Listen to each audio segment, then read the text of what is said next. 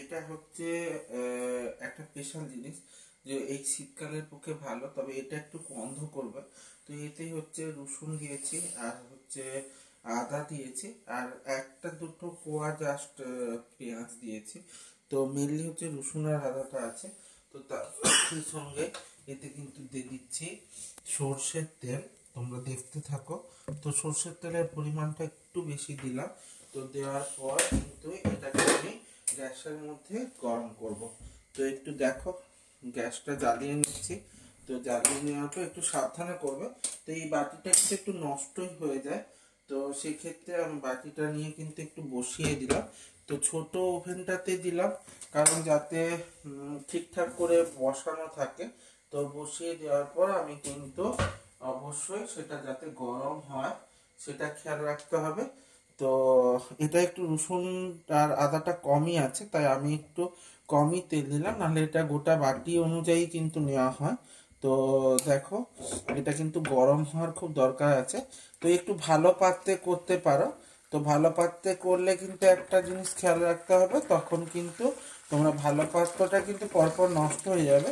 তো সেটাকে তোমরা অবশ্যই এই ভালো পাত্রে হলে সেটাকে তোমরা মুড়ি দিয়েও খেতে পারবে বা কোনো কিছু দিয়ে খেতে পারবে। এটা কিন্তু এরকম ভাবে গরম হতে থাকবে। তো মাঝে মাঝে একটু নাড়তে থাকবে, যাতে কিন্তু না ওটা লেগে যায়। তো এটা খুব ইম্পর্টেন্ট একটা জিনিস। তো যাদের বাড়িতে বাচ্চা আছে, ছোট ছোট বাচ্চা আছে, তো ছোট ছোট বাচ্চাদের ক্ষেত্রে এটা কিন্তু খুব উপযোগী একটা জিনিস। তো শীতকালে যাদের ঠান্ডার খুব টেন্ডেন্সি আছে, সেই সব মানুষরাও কিন্তু এটা করতে পারো, বা বয়স্ক মানুষদের ক্ষেত্রেও এটা দিয়ে ঘাড়ে, বুকে এবং কানের কাছে। তো দেখো, একটু দেখা যে এই রকম জায়গাগুলোতে একটু হালকা করে গরম উষ্ণ করে মাখিয়ে যদি রাত্রিবেলা শোয়ে, তাহলে কিন্তু ঠান্ডা লাগার পরিমাণটা একটু হলেও কমবে। তো এটা আমার মার টটকা। তো মা তো এখন নেই, তবুও আমি সেই টোটকাটাকে এখনো পর্যন্ত আমরা ব্যবহার করি। তো এটা খুব কার্যকরী দেখে বলছি। তবে কিন্তু এটা একটু গায়ে গন্ধ করতে পারে, তবে তোমরা এটা ট্রাই করে দেখতে পারো। আশা করি তোমাদের কাজে দেবে। তো একটু ভালো করে দেখো, গরম করে নিচ্ছি। তো গরম, আর এটা কিন্তু যখনই মাখবে, মানে পুরোটা তেলটা তো একবারে মাখা হয় না। তো যখনই মাখবে একটু গরম করে নেবে। তো গরম করেই কিন্তু মাখবে, এবং হালকা হালকা গরমটা আবার মাখেও, গায়ে যাতে না প্রচুর পরিমাণে তাপ লেগে যায়। তো ভালো করে দেখো, এটাকে ফুটিয়ে নিতে হচ্ছে। তো ফুটিয়ে নিলে একটু ধিমি আঁচে করবে, যাতে কিনা গরমটা ঠিকঠাক হয়ে যায়। তো আমি একদমই ধিমি আঁচে রেখেছি। বাটিটা ছোট, তাই এটা একটু বেশি বেশি পরিমাণে দেখাচ্ছে। তো একটু এটা ফাটবে কিন্তু, তাই জন্য এটাকে এবারে বন্ধ করে দিয়ে একটুক্ষণ কিন্তু আমি রেখে দেব। তো রেখে দেওয়ার পর এরপরে কিন্তু এটা হয়ে যাবে। তো এবারে যখনই কিন্তু তোমরা ইউজ করবে, তখনই কিন্তু এটা গরম করবে এবং তারপরে মাখবে। তো একবার ট্রাই করে দেখতে পারো।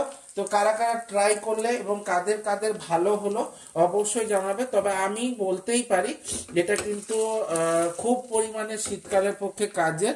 তো তোমরা বাচ্চা থাকলে একদমই বাচ্চাদের মাখানো প্র্যাকটিস করো, শীতকালে মাঝে মাঝে মাখিয়ে রাখো, অবশ্যই কাজে দেবে, আমি এটা কথা দিতে পারি।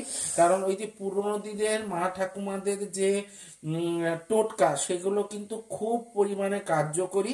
তো তোমরা অবশ্যই ট্রাই করবে এবং ট্রাই করে আমাকে জানাবে কিন্তু কে কে ট্রাই করলে এবং কার কেমন কি লাগলো সেটা কিন্তু জানাতে ভুলে যেও না। আর এটা কি কেউ মুড়ি দিয়ে খেলে কিনা বলো। তো আমি দু একবারই মুড়ি দিয়ে খেয়েছি, মেনলি আমার মাই মুড়ি দিয়ে খেত। তো আমরা কিন্তু ততটা মুড়ি দিয়ে খেতে ভালো লাগে না, কারণ প্রচুর পরিমাণে গার্লিক বা রসুনের একটা গন্ধ থাকে। তো আবার আবার যারা যারা গার্লিক বা রসুন খেতে পছন্দ করো, তাহলে তারা কিন্তু অবশ্যই এটা দিয়ে মুড়ি মাখিয়ে বা এটাকে একটু একটুখানি তোমরা যে চাটনি খাবে রুটি বা পরোটার সঙ্গে সেটার সঙ্গে মিক্সড করে খেতে পারো।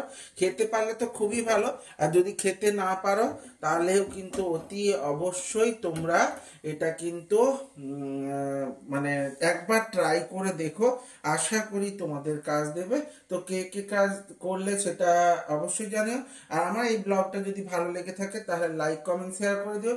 আর ইউটিউব থেকে যারা দেখবে তারা সাবস্ক্রাইব করে দিও এবং সাথে বেল আইকনটা ক্লিক করে দিতে ভুলেও যেও না, যাতে আমার ভিডিওগুলো তোমার সামনে আসে। এইভাবে আমার সাথে থেকো, সঙ্গে থেকো, জুড়ে থেকো। আর লাস্টবারের মতো একবার দেখে নাও এটা কেমন হলো। তো অবশ্যই দেখে জানিও। টাটা।